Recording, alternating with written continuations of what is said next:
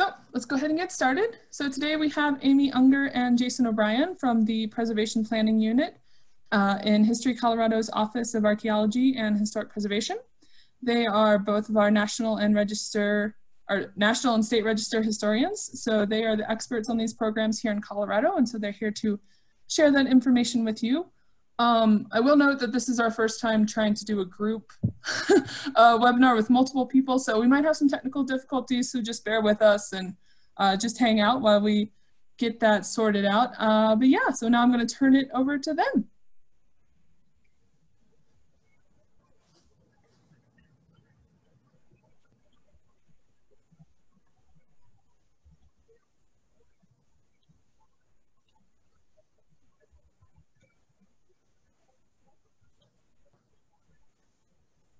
Okay, good afternoon, everybody. So I'll get started here. So National Register of Historic Places and the Colorado State Register of Historic Places is topic for today. So the National Register of Historic Places is the federal government's official list of historic properties worthy of preservation, and the Colorado State Register of Historic Properties is the state's equivalent list. In Colorado, properties listed in the National Register are automatically listed in the State Register. Currently, there are about 1,646 properties listed in the National Register and 2,232 properties listed in the State Register, 586 of which are State Register only. Both programs are administered by History Colorado's Office of Archaeology and Historic Preservation, specifically the Preservation Planning Unit. Within the Preservation Planning Unit, there are two National State Register historians, Amy and myself, who facilitate the listing of properties across the state. So there's various benefits to designation, one is which is the honorary recognition, but in addition to officially recognizing the historic significance of a property, there are several other benefits to listing a property in the national or state register. Research and documentation, the research and documentation required to list a property contributes to our understanding of Colorado's history as expressed through its archaeology and the built environment. Listing can raise public awareness of historic resources and unsung aspects of Colorado's heritage. And listing can qualify properties for financial incentives such as historic preservation tax credits and the state historical fund grants. This is important to know. Listing does not, however, place any restrictions on property owners. This is an important point that is often misunderstood. Since the National Historic Preservation Act was passed in 1966, this is a misunderstanding that has not disappeared, so it's important to know that there are no restrictions on private property rights.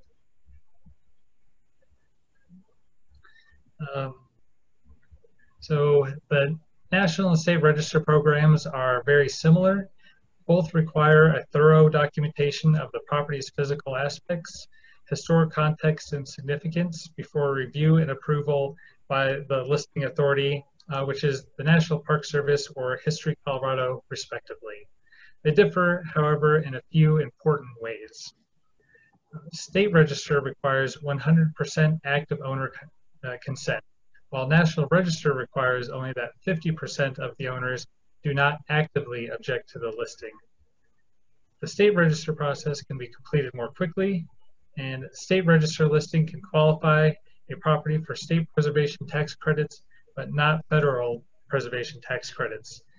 The State Register standards for integrity are somewhat more forgiving, so giving a little more leeway for what can be entered in the registry. So what can be listed?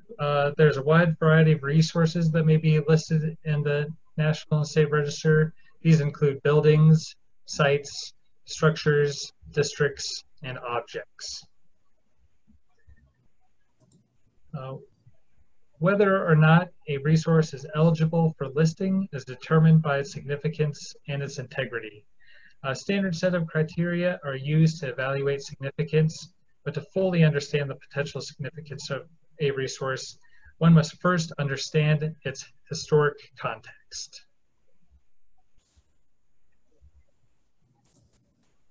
And I'll turn it over to Amy.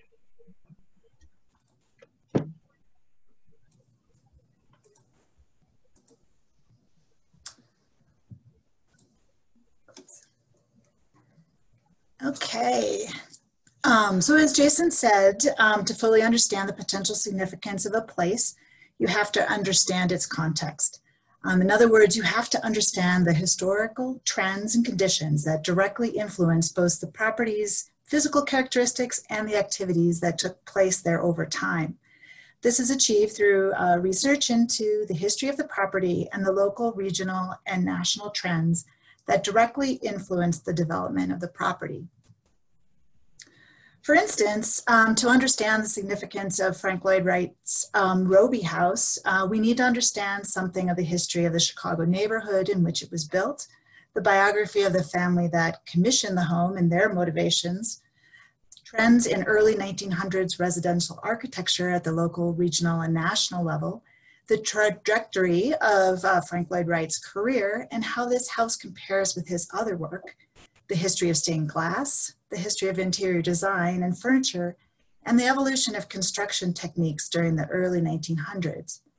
The Roby House's physical characteristics tell us something meaningful and significant about all of these things, and we need to understand the history, or in other words, the context, before we can fully understand the story that the building tells.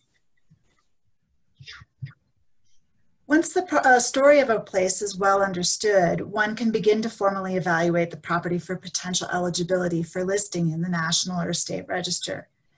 To aid in assessing the significance of historic places, the National Park Service established a set of 4 criteria, and guidance on how to apply these criteria is contained in the National Register Bulletin 15, How to Apply the National Register Criteria for Evaluation. Properties that meet National Register Criterion A are associated with events that have made a significant contribution to the broad patterns of our history. The Engelbrecht Farm in Adams County is significant under Criterion A in the area of invention for its direct association with the invention of the center pivot irrigation system.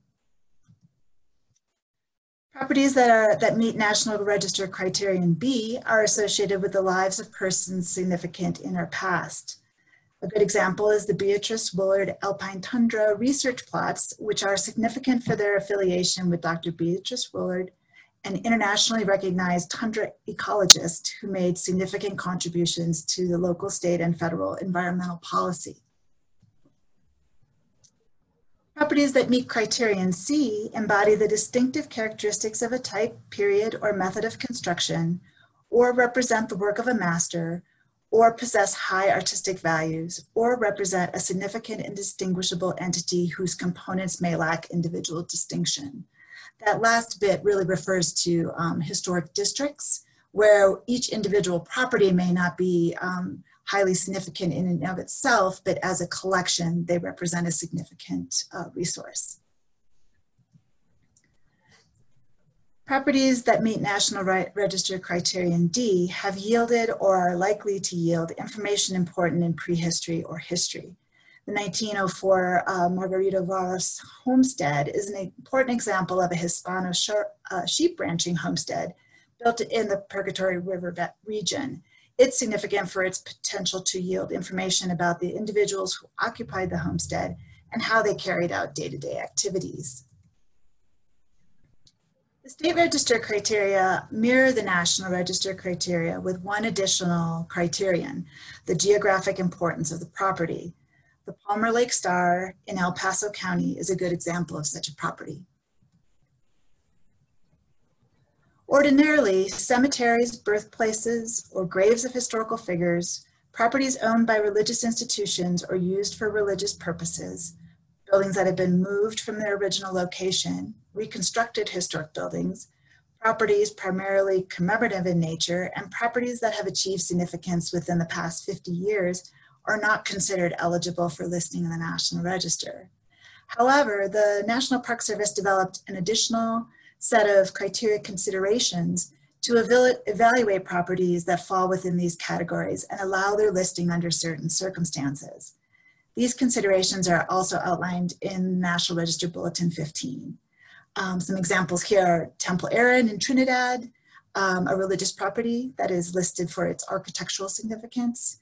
The Smith Eslick Cottage Camp in Grand Lake, a moved building that is significant due to its the rarity. It's the only example in the state of such a building. And the Comanche Drive-In in Chaffee County, which achieved significance less than 50 years ago. In addition to the 4 criteria, the National Park Service recognizes 36 areas of significance, and these further refine our understanding of a place's meaning. Here, every historic place has a period or periods of significance. A period of significance is the length of time when a property was associated with important events, activities, or persons, or attained the characteristics that qualify it for listing. Properties associated with more than one area of significance will have a period of significance for each area of significance. These properties may be a single date, or these periods may be a single date and or a span of time and may overlap. The Dunraven Cottage, pictured here, was built in around 1876 as a mountain retreat for Wyndham Thomas Wyndham Quinn, the 4th Earl of Dunraven, an Irish aristocrat, world traveler, adventurer, and sportsman. Lord Dunraven is best known in Colorado for acquiring close to 5,000 acres in Estes Park Valley through less than honorable means for use as his own personal hunting lands. Dunraven visited the cottage sporadically during the 1870s and divested himself of his holdings in 1908. Beginning in 1923, the cottage served as the main lodge for Camp Dunraven, the first permanent summer camp for girls in the Estes Park Valley.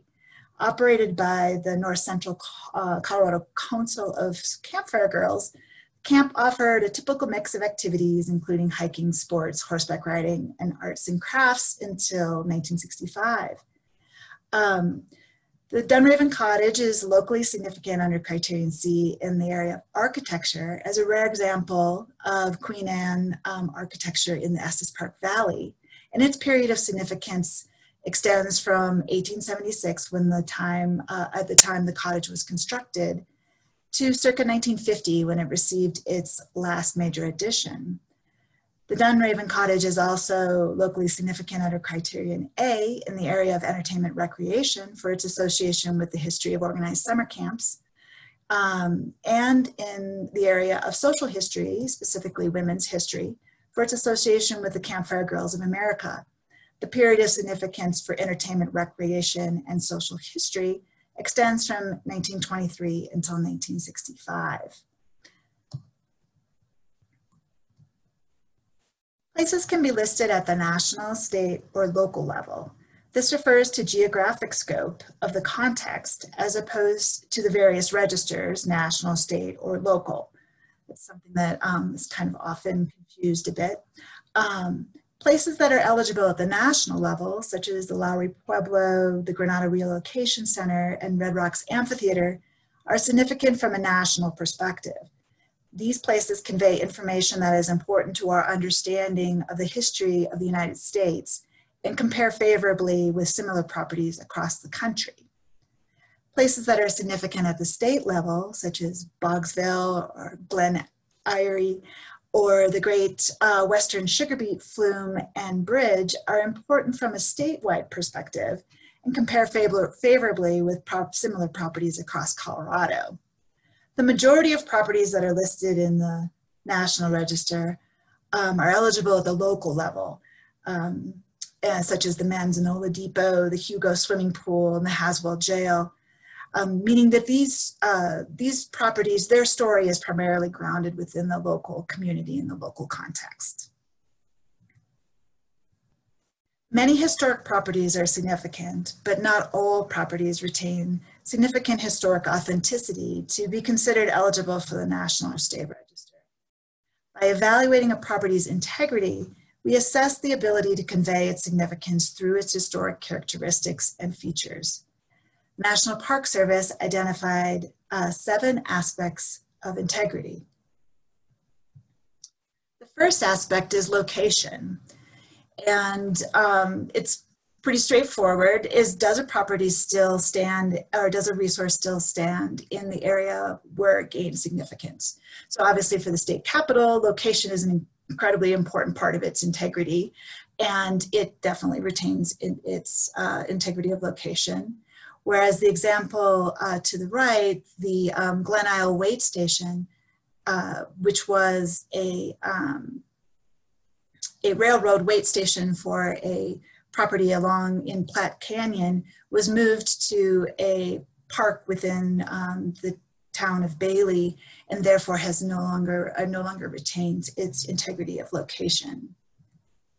Setting is also pretty easy to understand. You know, does the property retain, does the area surrounding the property still appear as it did historically?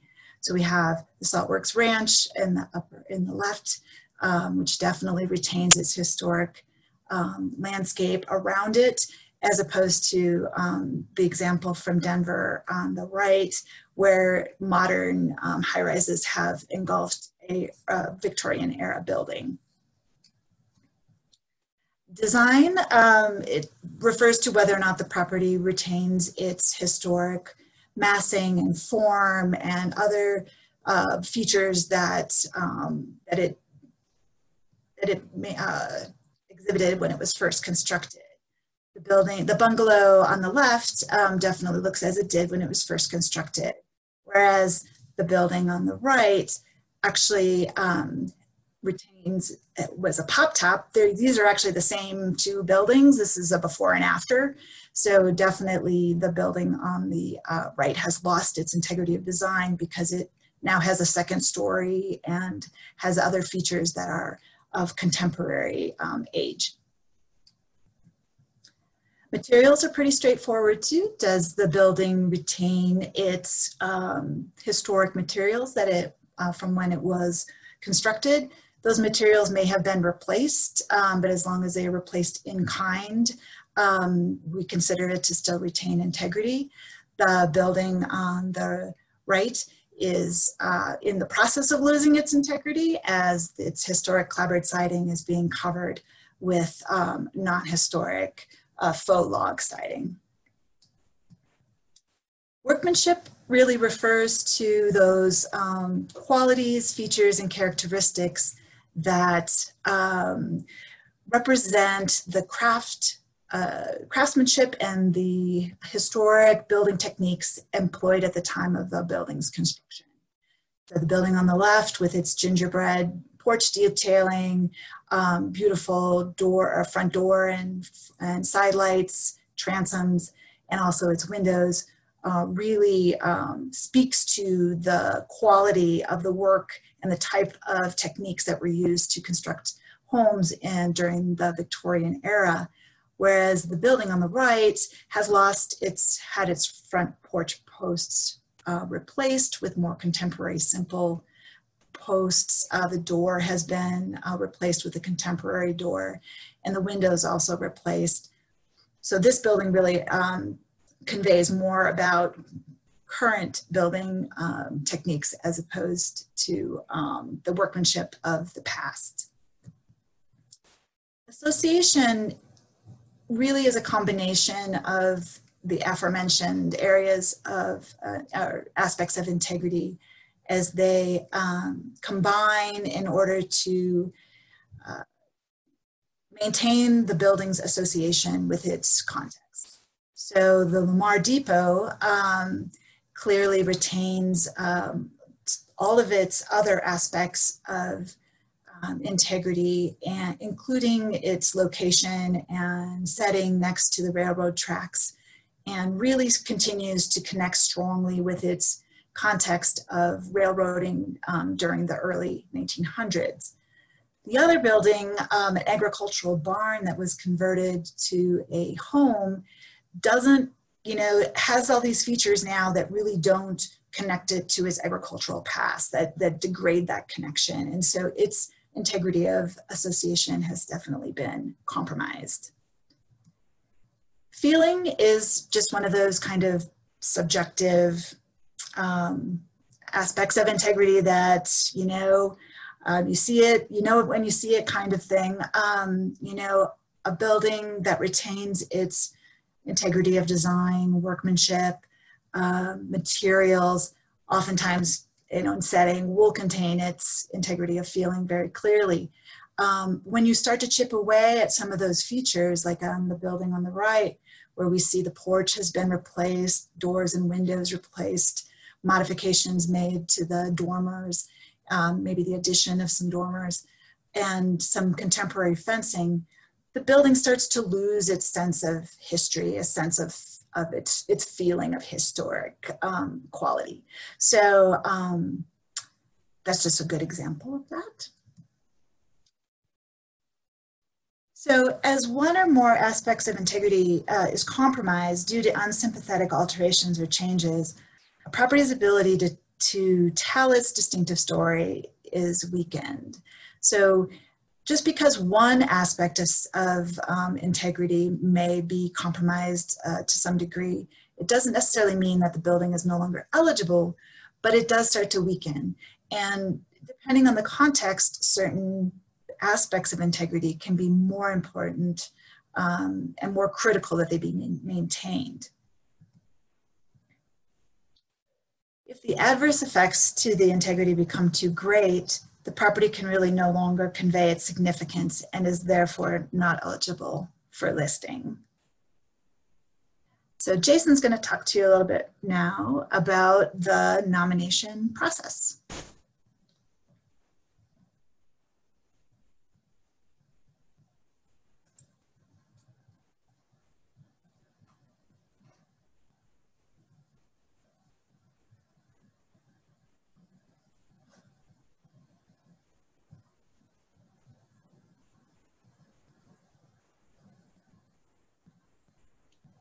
Sorry about that. 1 second.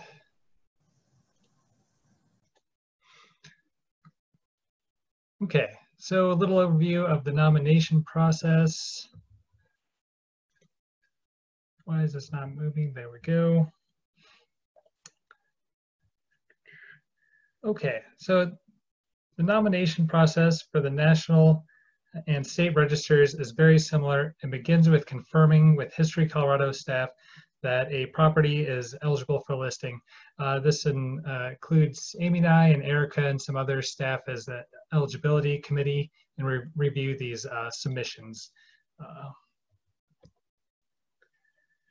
For both registers, property owners, nomination authors, and the chief elected official where the resource is located are notified and given the opportunity to comment, support or object to listing of a property. And for properties located within the jurisdiction of a certified local government, the Local Historic Preservation Commission is also given the opportunity to comment on National Register nominations in accordance with the National Park Service requirements. All nominations must be approved by the Colorado Historic Preservation Review Board, which meets 3 times a year in January, May, and September.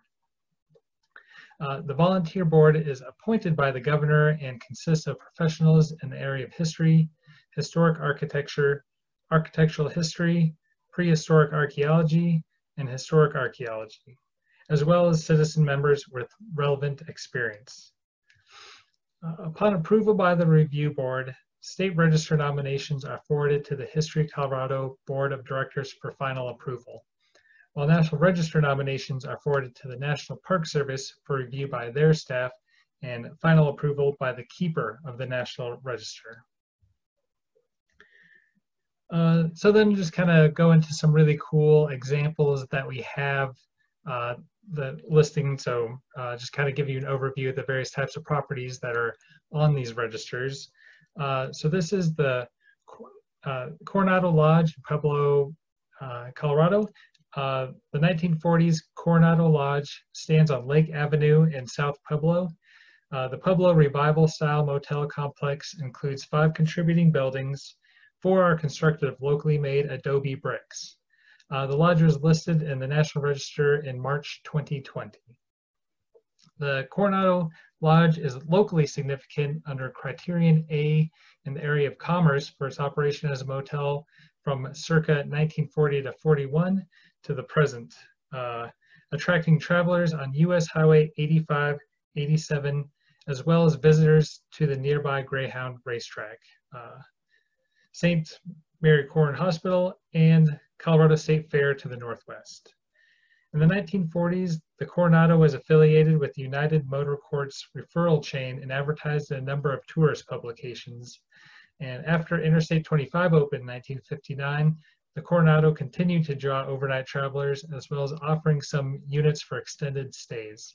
The period of significance for commerce is circa 1940-41 to 1969, from the beginning of operations to a time 50 years before the present, in accordance with National Register guidance.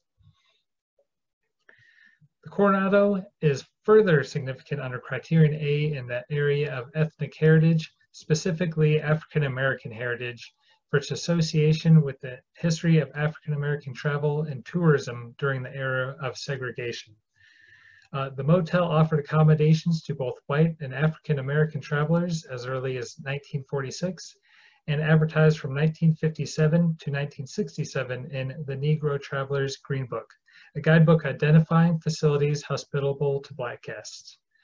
Most Colorado Green Book lodging facilities were small tourist homes and existing residences.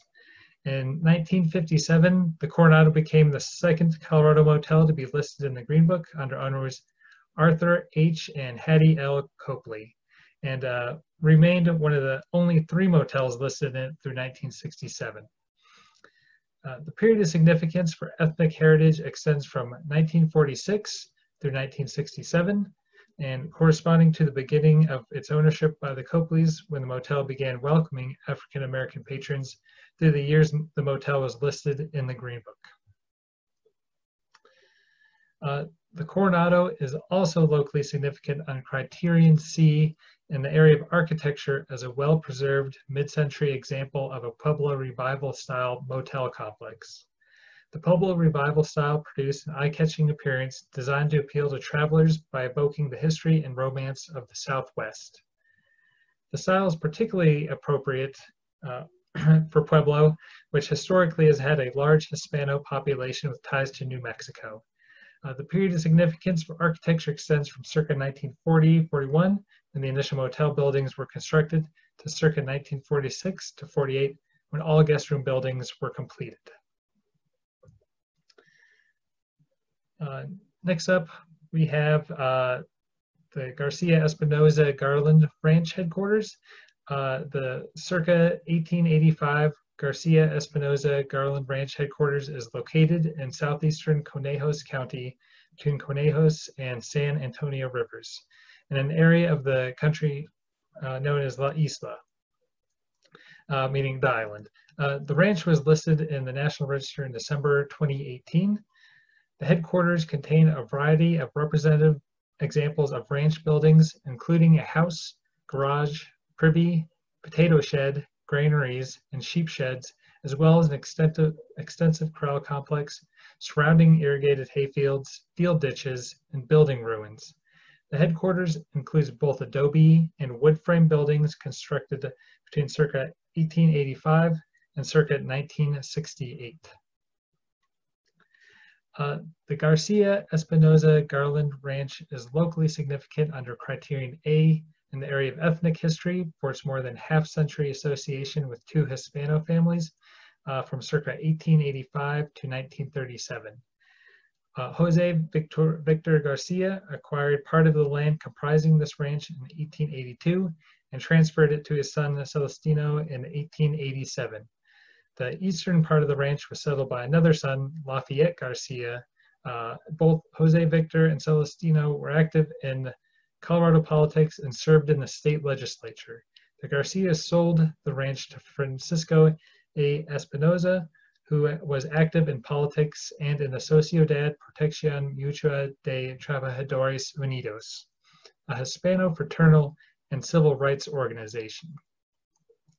The adobe house and potato shed also reflect typical Hispano building traditions. The ranch is also locally significant under criterion A in the area of agriculture, serving as a Conejos County ranch from circa 1885 to today. Over the years, the ranch has produced sheep, cattle, hay, peas, and potatoes. The Garcias and Espinosas operated the ranch during its first 52 years, and the Garlands acquired part of the ranch in 1925 and the remainder in 1941 and controlled it until 1979. The Garlands raised sheep, hay, cattle, potatoes, and barley with a specific mix of livestock and crops evolving over the years.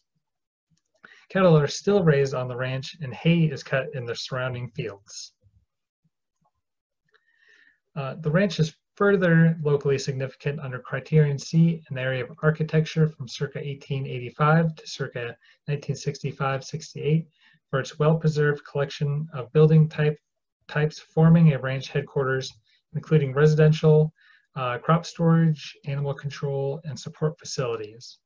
The inclusion of more than 50 acres of irrigated hayfields provides context for the headquarters and reflects the agricultural character and use of the lands throughout the ranch. Two examples of Hispano adobe construction are present. Although there have been some alterations to the roof, windows, and rear porch, the dwelling is a good example of Hispano linear plan design, as reflected in its side-by-side room plan, U-shaped floor plan, and multiple exterior entrances. The above-ground adobe potato cellar reflects a building type once widely used in the San Luis Valley, but increasingly threatened and not yet represented in the National Register in Colorado. Finally, the Garcia Espinosa Garland Ranch is locally significant under criterion D for historic non-Aboriginal archaeology from the 1920s to 1968 for its potential to yield information important to history due to buried and surface archaeological remains. The site contains archaeological ruins and artifacts that have yielded and are likely to yield important information about the use of the ranch over time, especially related to early Hispano settlement patterns in this portion of the San Luis Valley. Although no artifacts were observed on the ranch that suggests the very early occupation/use, say circa 1850s to 1890s, historical data suggests that the ranch area was first occupied pre-1900, and artifacts associated with that time period may remain buried on site. The Lafayette Garcia ruin and associated artifacts, archaeological remains are especially likely to yield data on a variety of topics, including socioeconomic conditions on an early Hispano ranch, ethnicity and social practices of early Hispano ranchers, and other later ethnic occupants, and the evolution of ranches in the area over time. The nomination and 3 others were funded by an underrepresented communities grant from the National Park Service, which was awarded to History Colorado in partnership with the Sagre de Cristo National Heritage Area in order to increase National Register listings for properties associated with Colorado's Hispano communities. So the Boulder County Courthouse was listed in the National Register of Historic Places as a contributing building to the downtown Boulder Historic District on December 3rd, 1980. The district is significant in the area of commerce, exploration and settlement, architecture, and agriculture for the period 1875 to 1949. A 2018 amendment to the nomination recognized an additional area of significance of social history for the Boulder County Courthouse, as well as the district generally, for association with the first same-sex marriage licenses issued in Colorado and the civil rights struggles of lesbian, gay, bisexual, transgender, and queer people. The first couple to obtain a license from Rorke's was Dave and McCord and Dave Zamora.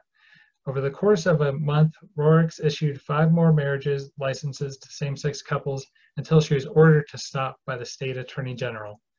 One of the couples to receive a license was Anthony Corbett Sullivan and Richard Frank Adams, who later married in a religious ceremony at the First Unitarian Society of Denver, which was listed in the National Register last year in part of its association with this event.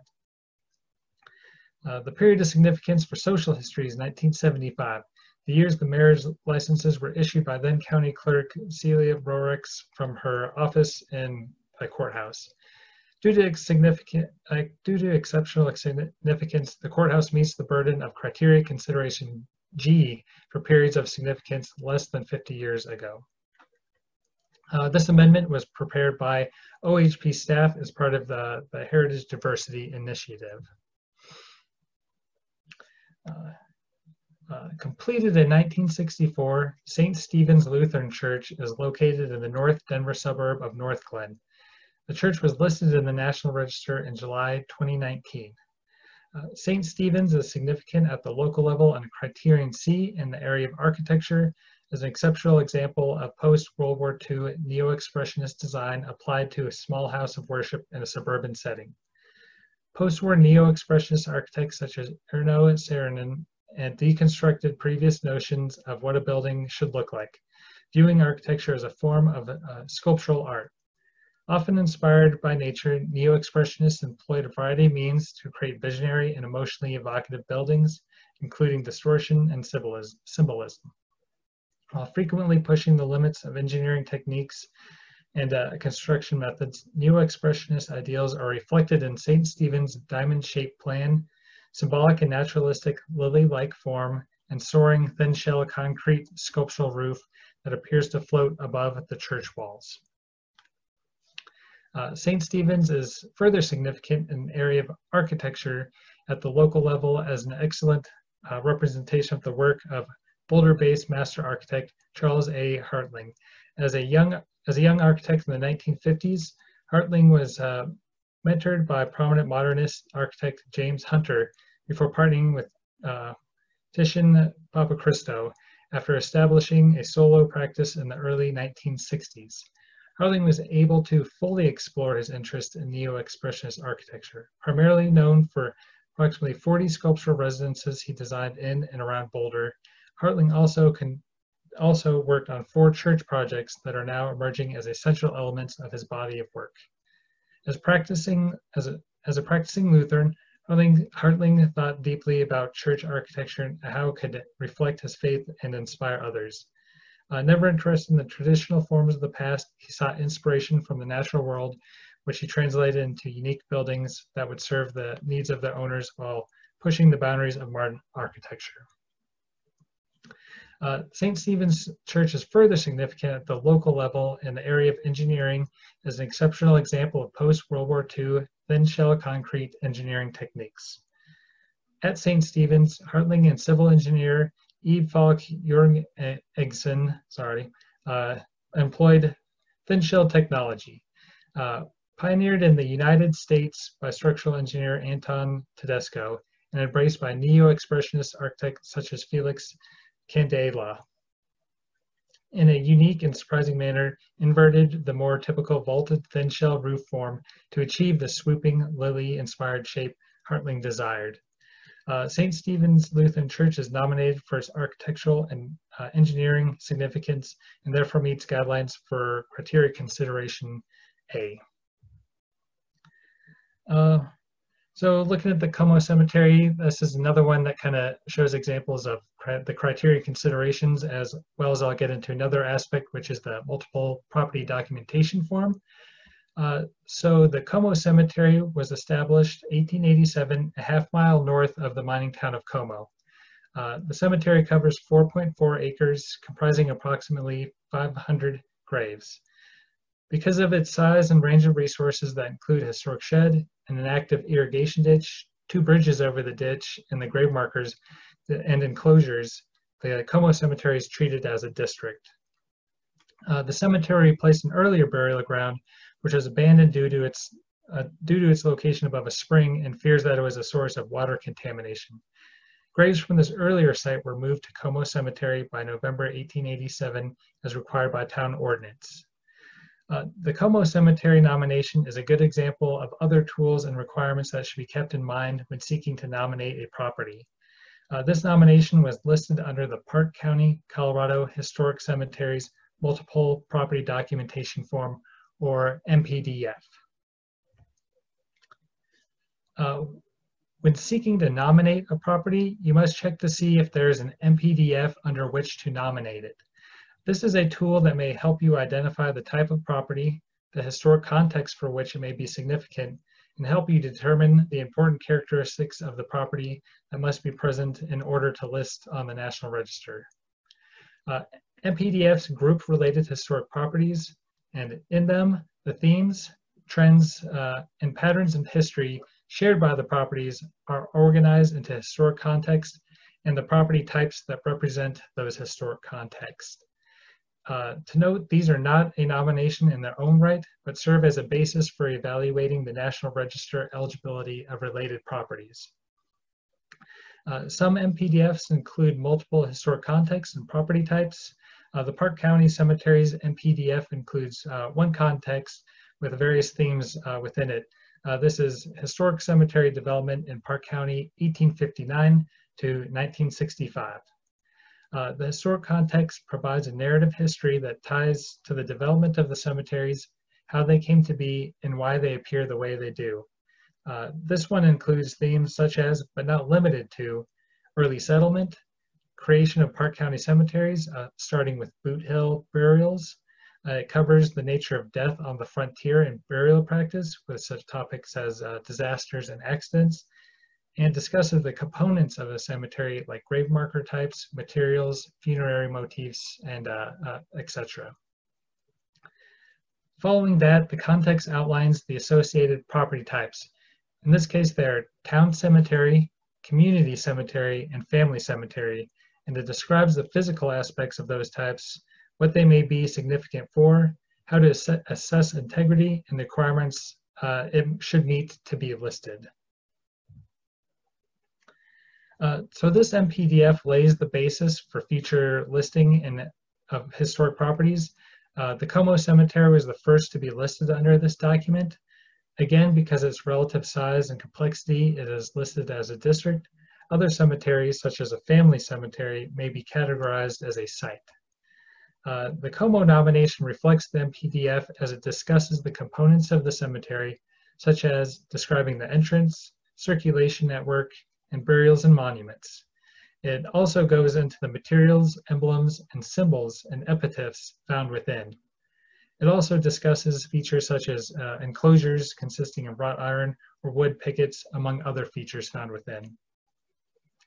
The Como Cemetery is locally significant under Criterion A in the area of exploration settlement as the final resting place of many of the pioneers of Como and surrounding areas of Park County, and in the area of social history through its inscriptions, iconography, and carvings on its monuments, which document aspects of the community's history.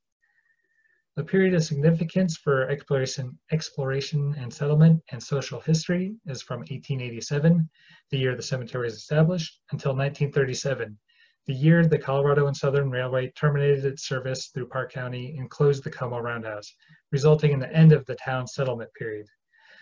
Como Cemetery was and is the only representative of the town cemetery type in northern Park County, as defined by the Park County, Colorado Historic Cemeteries MPDF.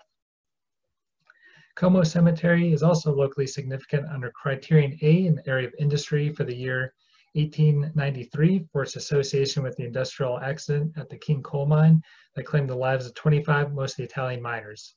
The Como Cemetery served as a site for the mass funeral and burial of 17 of the victims. Como Cemetery is further locally significant under Criterion C in the area of art, with a period of significance extending from 1868 to 1937 as a noteworthy collection of markers, monuments, and grave enclosures, including those from the earlier burial site that reflect common artistic values of the late 19th and early 20th century. The Como Cemetery is also a good example of application of criteria considerations. It was noted earlier that there are certain types of properties not usually considered for listing within the National Register. One of them are cemeteries. However, they may meet special requirements called criteria considerations, of which there are 7. the Como Cemetery meets consideration D. Meeting these considerations must be justified within the nomination, and the Como Cemetery meets consideration D as it possesses significance for its associations with the community's early period of settlement and reflects important aspects of community history, such as the King Coal Mine disaster. It meets the age and scope to represent these patterns of history and contains an assemblage of monuments and grave enclosures representing the common artistic values of this period of significance. Now we'll turn it over to Amy for some more fun examples.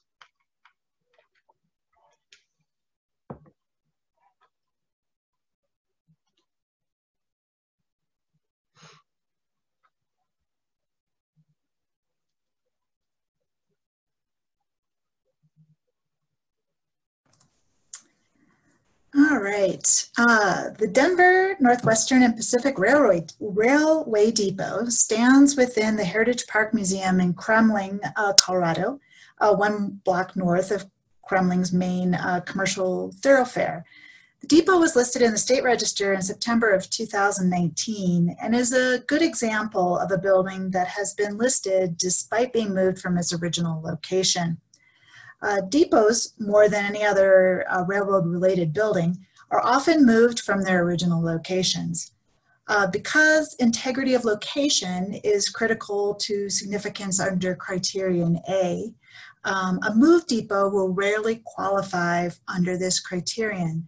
However, a moved depot may continue to qualify for listing in the state register under criterion C.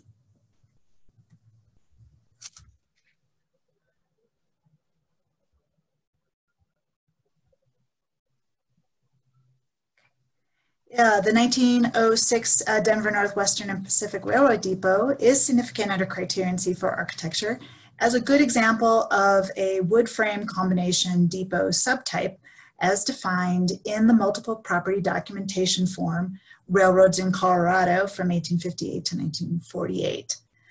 Combination depots were regularly built in rural areas like Kremling, where there was insufficient freight or passenger traffic to warrant separate depots. The Kremling depot exhibits the common characteristics of wood frame combination depots built in the late 1800s and early 1900s.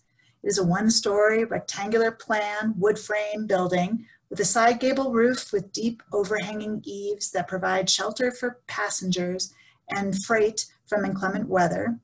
It has decorative eave brackets and large sliding freight doors with transoms above. As was typical, the ticket railroad office occupied the central portion of the building with freight functions housed in one side and passenger services on the other. A central projecting bay provided the railroad agent with a good view of activity along the main line tracks. Of note at this particular depot is the historic graffiti related to the seasonal wool harvest that is found within the freight room. And sticking with our railroad theme here, rail cars, or rolling stock as they are technically called, can be listed in the state or national registers as well. The Colorado and Southern Railroad Gondola number 4319 is a narrow gauge rail car built in Denver by the Colorado and Southern Railway in early 1902. It is located inside the original CNS Roundhouse in Como, where the cemetery that Jason was talking about is located, and operated in this rail yard during the first half of the 20th century. It was listed in the state register in May of 2019. Number 4319 is locally significant under criterion A for engineering as a good example of a CNS low-side narrow gauge gondola rail car from 1902 when it was originally built. It is one of 302 gondola cars built by the CNS between 1902 and 1910. Class 1 gondola cars had arch bar trucks, Class 2 had Bettendorf steel frame trucks, and Class 3 gondolas had adopted a newer steel car body frame design along with the Bettendorf steel frame trucks. As a Class 1 gondola type rail car, Number 4319 represents the period of construction in the 19th and early 20th century when rail cars were entirely built of wood, before riveted steel replaced wood as the construction material. Today, none of the Class 2 or Class 3 gondola cars are known to have survived, and number 4319 is the only known Class 1 to survive to the present day. The car is also locally significant under criterion A for transportation for the years of its service as a revenue car for the Colorado and Southern Railway. The gondola would have hauled diverse goods and products into and out of the mountains and valleys of central Colorado. The gondola's main cargo was usually coal or mining ores, but the railway would also have used these types of rail cars to move materials for track maintenance and all kinds of large mining, construction, industrial, and agricultural equipment. The integrity requirements for rolling stock are fairly stringent for National Register listing, hence this car's listing in the State Register. The National Register requirements for rolling stock are discussed in a guidance document available on the NPS website. Constructed circa 1900, the National Sugar Manufacturing Company gates were built on the southern edge of Sugar City by George Feek and Company of Sandusky, Ohio.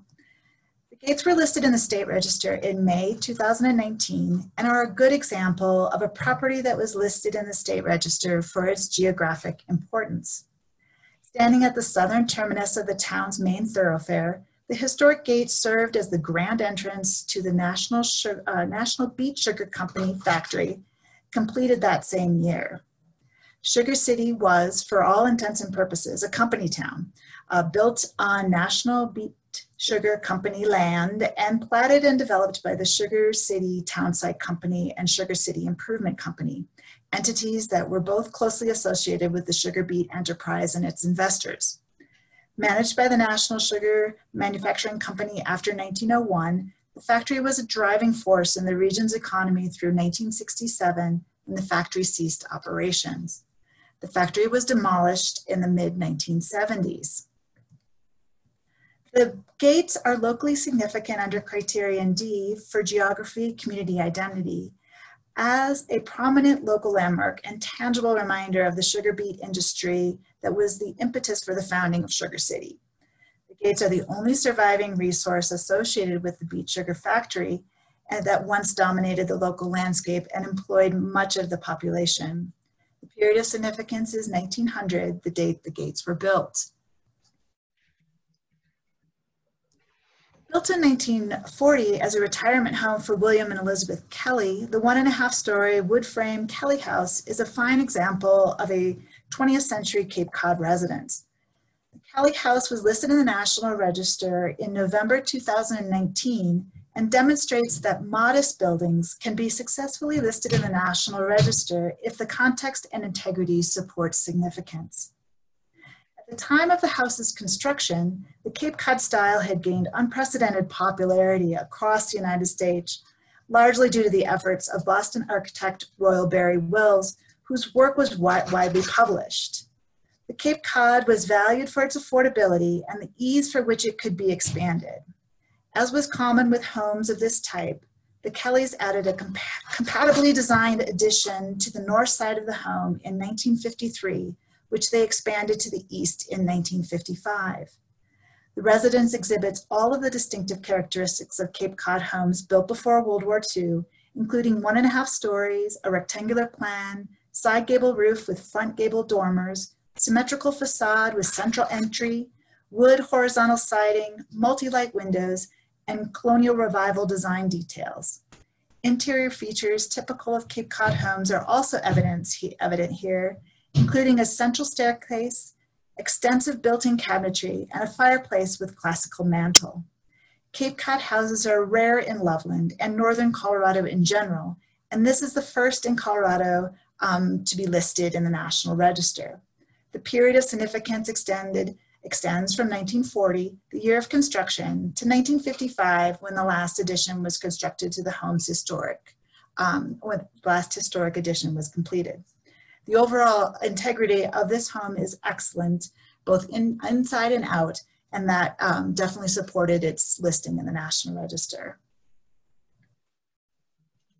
Constructed for local Texaco fuel plant owner Otis Addington in 1925, the Star Filling Station is located in the historic commercial center of New Raymer, a small rural community in northeastern Weld County. The Star Filling Station was listed in the National Register in November 2019 and demonstrates that buildings do not necessarily have to be in pristine condition to be listed in the National or State Register. The Star Filling Station is significant at the local level under Criterion A in the area of commerce for its association with the development of commercial automotive services in New Raymer between 1925 and 1965. For 40 years, the station played an important role in the local economy and the town's automotive transportation service industry by providing farmers, town residents, businesses, and travelers with automotive fuel, lubricants, and minor services. The period of significance for commerce extends from 1925, the year of construction, to 1965, when the building ceased to be used as a gas station. The Star Filling Station is further significant at the local level under Criterion C in the area of architecture as an excellent example of an increasingly rare building type, the house with canopy gas station, which developed nationally during the 1920s when fueling moved away from the curbside services and into properties solely dedicated to that purpose. The house with canopy gas station appeared throughout Colorado during the 1920s and consisted of an enclosed office with a connected projecting canopy that sheltered a drive-through lane at the gas pumps. At the Star Filling Station, the canopy featured a wood false front that reflects its setting in a small agricultural town where many of the surrounding commercial buildings also had false fronts. The context revealed that many historic house with canopy gas stations across Colorado have been heavily modified over time or demolished, indicating that this is a rare surviving example within this local area. The building experienced some deterioration due to vacancy and exposure to the elements. However, no alterations other than the removal of the gas pumps and the signage occurred outside the period of significance. The Star Filling Station retains a high enough level of integrity for its listing due to the rarity of this type of building. So that's what we have for you today, and we're happy to answer any questions that you all might have.